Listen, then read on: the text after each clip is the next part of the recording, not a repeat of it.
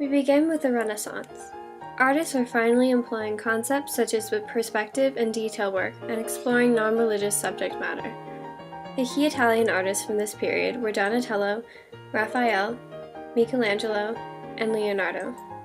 Here they are posing as friends. Farther north in Europe, the Northern Renaissance featured more religiously representative works and portraits such as Van Eyck's Arnolfini and Bride. With the extreme detail work in the mirror, it's basically Inception in a painting. On another note, it doesn't seem like the painting will look any different 3,000 years from now. Moving on to the ever-dramatic mannerism, a key artist would be El Greco. This is one of El Greco's most famous paintings, entitled Laocoon. It's obvious to me that he intended for the main subject in the center to have the same anguish that he gave himself in what was essentially a self-portrait in one of his earlier works. In the Baroque era, Caravaggio painted works such as David with the Head of Goliath, which serves today as a precursor for modern fan art.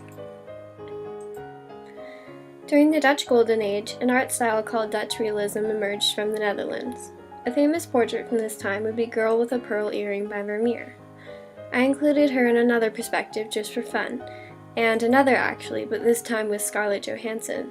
And if you were curious, I also included the Barbie doll, who was inspired by Scarlett Johansson, who was inspired by the painting. Next we're on to Rococo, which is known for its frivolous style and erotic undertones, as displayed by Fragonard's Swing.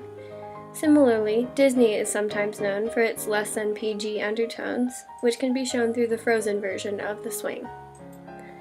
During the neoclassical era, the first major French Revolution was in full force. Hundreds were sent to the guillotine in both art and in reality. Jean-Paul Marat, although not a victim of the guillotine, was killed during the French Revolution after inciting violence through his newspaper The Friend of the People. Since 1793, when the painting of his death was made, some rather authentic versions of the event have surfaced.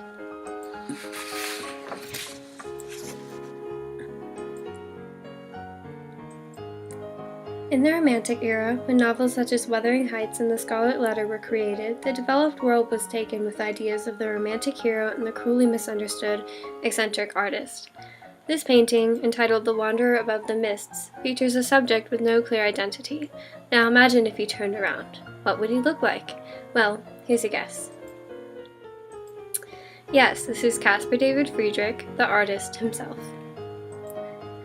Since realism is too real for this presentation, we're going to skip to Impressionism with Edgar Degas, who, as you can see, has an impressive obsession with women and ballerinas.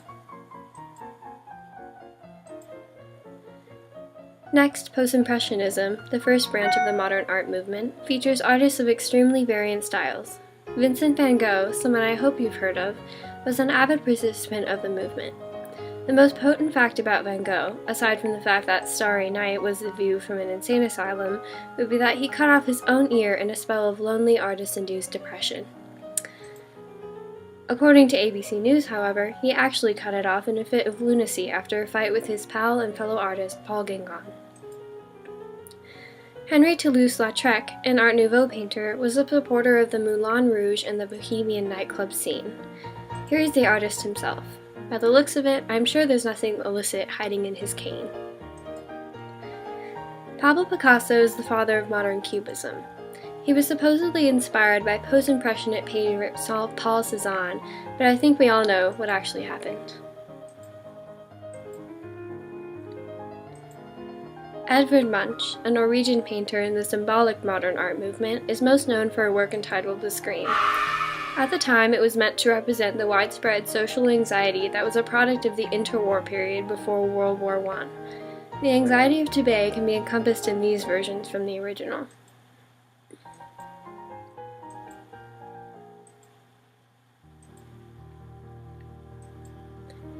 The next modern art style is Dada, which is actively anti-art. This comes in all forms, ranging from spontaneous skits to visual art.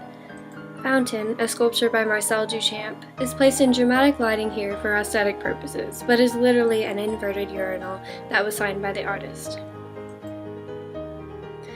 Here is Fauvism with Matisse, who as a representative of the modern artist, came up with extraordinarily complex titles for his work, such as Woman with a Hat, Green Stripe, and The Open Window. Finally, surrealism with Salvador Dali. I don't know what happened here. All I know is that it did happen. But hey, art happens.